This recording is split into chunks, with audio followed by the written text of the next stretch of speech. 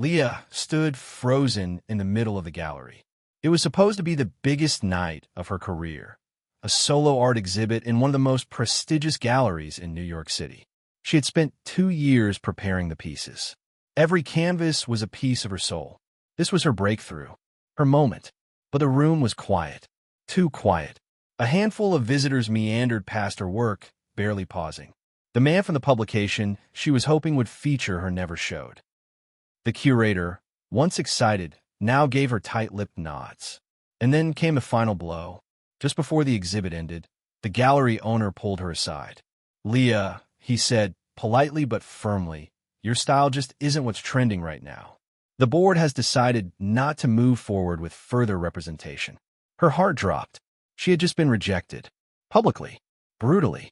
The dream she had carried since she was a child. Gone in a 5-minute conversation. She packed up her remaining pieces that night in silence, her chest burning with humiliation. Friends and followers had watched her rise, expected greatness. And now, she couldn't even sell half her paintings. Worse still, her savings were gone. She had invested everything into this show. And then, as if perfectly timed to twist the knife, she got the text from Caleb. "Leah, I think we want different things. I need time. Please don't reach out." They had been dating for 3 years. He had talked about marriage. They had made plans. Gone. All of it. Gone a weekend. By Sunday, Leah was lying on the floor of her 1-bedroom apartment, lights off, curtains drawn. She hadn't eaten in 24 hours. "Jesus," she whispered, "why would you let me fall like this? What did I do wrong?" There was no answer. Just the hum of the refrigerator. Just the ache in her chest. She scrolled through social media and saw other artists celebrating new deals, weddings, trips. Everything she thought she was on the verge of belonged to someone else. The sting wasn't just in the rejection. It was in feeling forgotten. That night, she dreamed of a hallway filled with closed doors. She walked, desperate, knocking on each one, but none opened. At the end of the hallway, one door had a faint golden glow. She reached out, but before she could touch the handle, she woke up. Her heart was racing. Something about that door lingered in her spirit. Monday morning, Leah got her car and drove aimlessly for hours. Eventually, she ended up in front of her childhood home in rural Pennsylvania, a place she hadn't been in years. Her parents were surprised, but welcomed her in without question. They didn't ask what had happened. They just hugged her, and in that simple embrace, she broke. "I think I failed," she said through tears. Her mother stroked her hair. "Honey, maybe you were just redirected." She slept in her old room that night, surrounded by childhood sketches taped to the wall. Back then, she didn't paint for fame. She painted for joy. She painted because it felt like heaven. Days turned into weeks. Leah tried to apply for new gallery opportunities, but doors kept closing. She stopped painting. It felt pointless. Instead, she helped her dad in the garden, read books she hadn't touched in years, and sat on the porch with a mug of coffee, staring at sunsets and wondering if her purpose had expired. One afternoon, while at the local grocery store, she ran into Mrs. Donnelly, her old art teacher. "My goodness, Leah, you're back. Just for a while?" Leah replied with a weak smile. "Well, we could use someone like you. The church daycare's our volunteer, just moved away. The kids miss their paint days." Leah hesitated. "I'm not sure I'd be much help." "You'd be perfect, sweetheart." Something in her heart tugged. It wasn't the gallery. It wasn't a claim. But maybe it was something. She agreed to stop by once a week. The first time, she stood in front of 10 children under 10, each holding a paintbrush like it was a magic wand. "Can we paint clouds that look like castles?" one girl asked. Leah smiled. "Yes, let's paint the world however we want." That afternoon, something sacred stirred inside her. She picked up a brush and painted alongside the children. No rules, no critics, just color, just joy. She didn't realize she was crying until a little boy touched her sleeve. "Miss Leah, why are your eyes leaking?" She laughed. "Because I forgot how much I love this." That night, she set up her old easel in the attic. For the first time in months, she painted, not to impress, but to worship. The attic became her sanctuary. Each morning, Leah would climb the creaky stairs with a warm cup of tea and sit beneath the skylight as golden morning light poured in. The easel faced the window, where trees swayed gently in the breeze like quiet worshippers. She didn't have commissions. She didn't have followers lining up to see what she'd make next. But for the first time in years, she didn't feel pressure to prove anything. Still, not everything was healed. One night, Leah sat alone in the kitchen with her journal. She flipped through pages where she had once written dreams, art exhibits in Paris, her wedding with Caleb, awards she thought she'd win. Now, they were just ink, faded and irrelevant. She scribbled a question: who am I without what I thought I'd become? Tears rolled down her cheeks. It was an honest question, one she wasn't sure how to answer. Sunday came, and her parents invited her to church. She hadn't stepped foot in one in over a year, but something inside her whispered, "Go." She sat near the back, unsure of what to expect. The sermon was titled, "The Grace of Closed Doors." Her breath caught in her throat. The pastor shared the story of Jonah, not as the rebellious prophet, but as the redirected one. Sometimes, he said, the storm isn't punishment. It's the grace of God pushing you toward your actual calling. Leah stared down at her hands. Her storm hadn't destroyed her. It had brought her home. That afternoon, she painted something new. Waves in a small boat, with a woman sitting inside, arms lifted not in fear, but surrender. She titled it, "The Redirection." As days passed, her time at the daycare became more than volunteering. It became ministry. One child, Sammy, barely spoke. Traumatized from a recent accident, he stayed in the corner, away from the others. Leah never forced him. She simply painted near him. One afternoon, she gently slid a paintbrush toward him. He stared at it for a while, then reached out. He dipped in blue. He painted a single heart, then looked up at her and smiled. Her heart cracked wide open. After that, Sammy painted every day, and he wasn't the only one. Children who had lost parents. Children whose families were breaking apart. Children who didn't know how to speak what they felt. They began to express themselves through color. And Leah? She saw herself in them. Hurting, searching, finding healing through creation. One afternoon, the pastor's wife visited the daycare and saw the children's work pinned on the walls. "This is powerful," she said. "Would you be willing to teach a workshop for the women's group? Art as healing." Leah hesitated. "I'm not a speaker." "You don't have to be," the woman said. "Just share your heart." That weekend, Leah stood in front of 20 women in the church basement. She told them her story, not with shame, but with reverence. "I thought rejection was God's silence," she said, "but it was actually his protection. I was chasing what I thought I wanted, but Jesus knew I needed more." The women wept. Some painted in silence. Others painted with joy. It wasn't about talent. It was about release. After the event, a woman approached her with tears in her eyes. "You don't know me, but I lost my son last year. I stopped praying, stopped believing. But when I picked up that brush, something cracked open. You helped me believe again." Leah couldn't speak. She simply embraced her. She didn't realize it then, but that night would mark the beginning of something new. She started getting emails, invitations, churches, women's groups, mental health retreats. They didn't want her fame. They wanted her story. And through it all, one phrase kept echoing in her spirit. You weren't rejected. You were redirected. But she still hadn't painted for a gallery. She hadn't touched social media. Until one night, a friend messaged her, "Leah, I saw a piece of yours shared by someone I follow. A painting of a boat in a storm. It changed me." Attached was a photo. Someone had taken a picture of the redirection from a church hallway and posted it with the caption, "When I felt lost, this reminded me that I wasn't forgotten." Thousands of shares, thousands of hearts touched, and Leah hadn't posted it. God had. That night, she whispered through tears, "Okay, Jesus, I see you. I trust the redirection." And in that attic, under the skylight, she painted again. The invitations kept coming. Not from galleries, not from agents or art critics, but from churches, counselors, shelters, women's groups, hospice centers. They didn't ask her to impress. They asked her to show up, with brushes, with testimony, with presence. Leah was unsure how it happened, but a quiet ripple was forming around her name. One afternoon, she received a letter in the mail.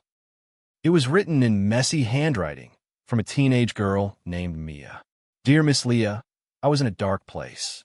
My mom took me to a church thing where you let us paint. I didn't want to be there, but when I painted that tree, I cried for the first time in months. I didn't know God still saw me. Thank you for helping me remember. I'm still here because of you. Leah read the letter over and over. She thought her art was meant for stages. Turns out it was meant for souls. But even as doors opened in this new direction, Leah battled internal questions. Was she settling? Was this really her calling? She had once dreamed of art museums and TED Talks. Now she was painting with foster children and grief survivors in church basements. One night, Leah knelt in prayer. Jesus, is this really the plan? Did I give up on my dream too soon? Silence. Then a whisper. You didn't give up. You gave it back to me. She wept. It was true. She hadn't lost her gift. She had surrendered it. That fall, she received a call from a nonprofit director in Colorado. They ran an art therapy center for women rescued from trafficking and abuse. We came across your story and your work. Would you come for a month and lead healing workshops? She said yes without hesitation. Colorado was unlike anything she had done before.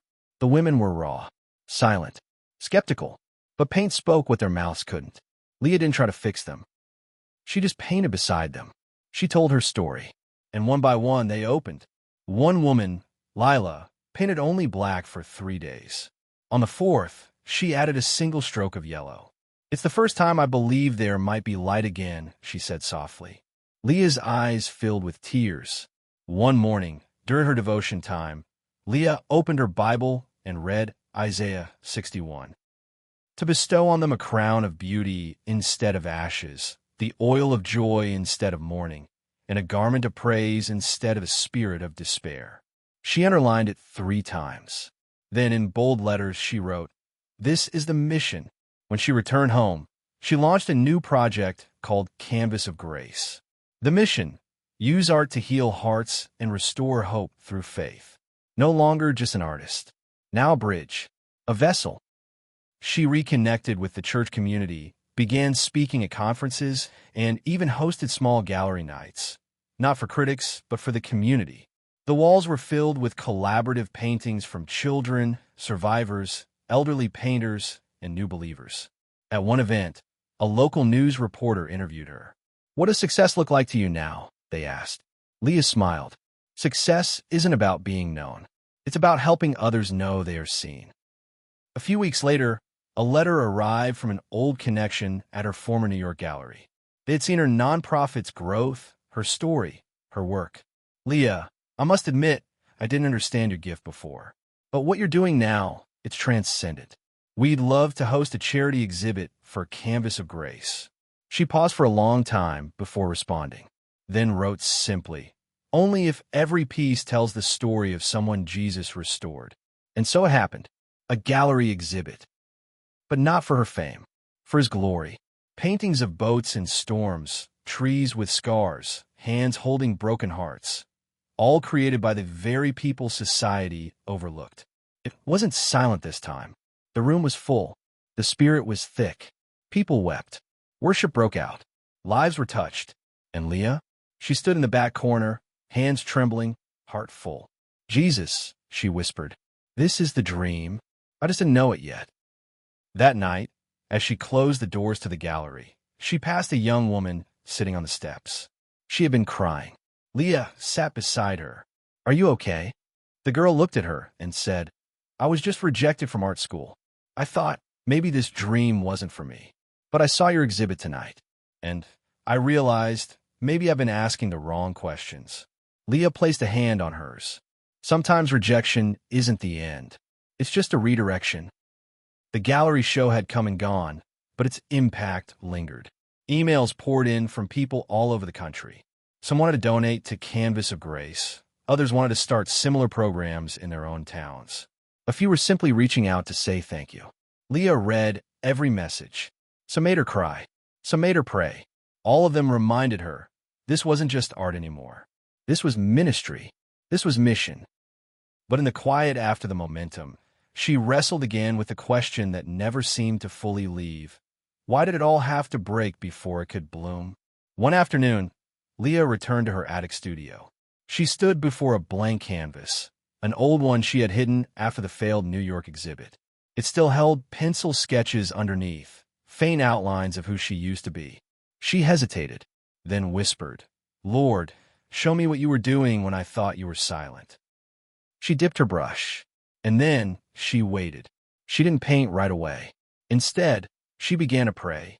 It was the first time she realized she no longer painted for answers.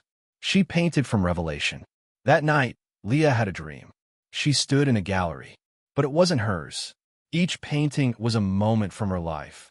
The heartbreaks, the loneliness, the night she sobbed on the floor. But the strange thing was, each image had a golden thread running through it. The thread moved from one frame to another, connecting everything, winding through rejection, through despair, through silence.